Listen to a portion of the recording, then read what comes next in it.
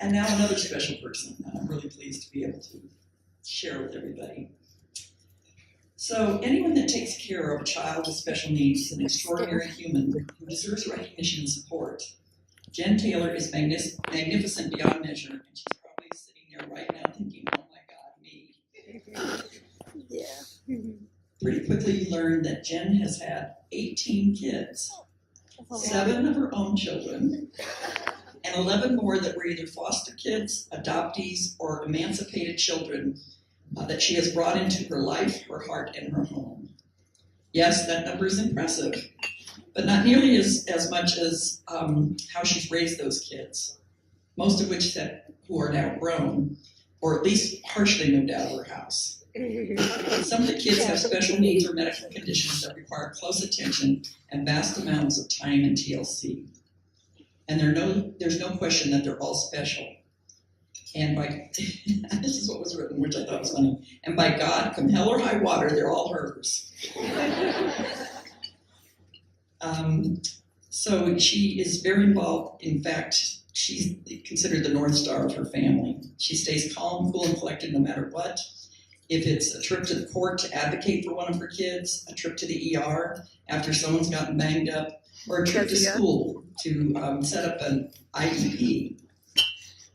She was always there for those kids, being their advocate.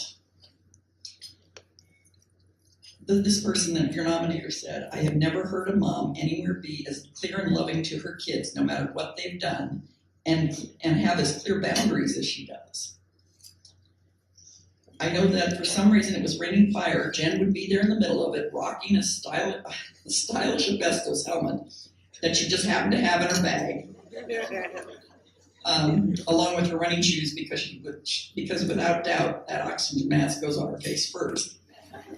Plus power bars, Band-Aids, Kleenex, and maybe a copy of the Constitution. She'd be cool as a cucumber, showing people to safety, advising, holding space, giving hugs, and for the love of God, she'd be cracking up. Jen, you recently worked with her on branding a product. I guess that's the nominator met you through that. And she said what came through loud and clear is that she is a protector of the highest magnitude. So Jen is here to protect what is magnificent, wild, and free in each of her children so that they might become whoever they want despite all the challenges that life has thrown at them. It's our pleasure to award Jen Taylor to children of special needs.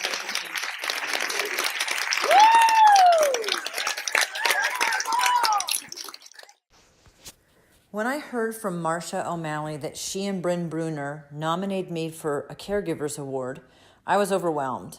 First, I didn't even know there was an award for caregiving, which I call parenting. And second, that someone from the outside looking in believes that I'm making enough of a difference to be nominated for an award. Often, as I'm living in the day-to-day, I question how much of an impact I'm actually making, especially with so many kids. Parenting is a thankless job. It's worth it, it's exceptionally joyful, but it's also exceptionally difficult. If there's a daily quota of screwing up, I'm certain that I've exceeded it, and my kids will tell you about every single time. I also know that every day I suited up and showed up to give 100%.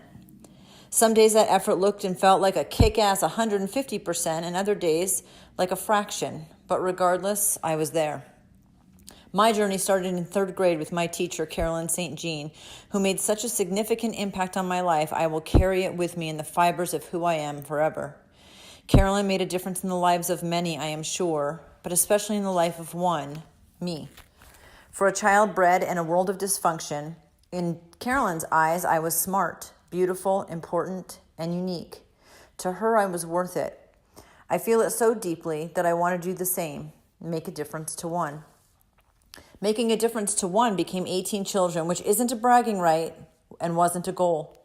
Sadly, I turned down more kids than I took, but the ones I did take, I held on to tightly.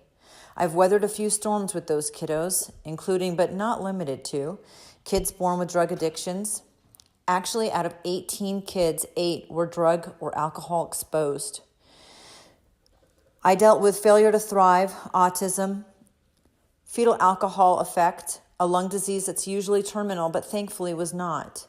testing for Down syndrome at 24 hours old, suicide attempts, very specific diets, a child whose parent has Huntington's disease, extreme cases of physical and emotional abuse, cutting, kids who experience anxiety and depression, and one child who has been a missing person for over 2 years. Special needs is an interesting term implying more or extra care is needed to maintain the status quo. All of my kids fit in this category, as all of them have had something in their lives when they needed more care, when they had special needs. More time, more effort, more one-on-one, more care, and more understanding. The first thing I did on this journey was got as much training as I possibly could, so I was equipped with knowledge, information, and more options in my toolbox of skills.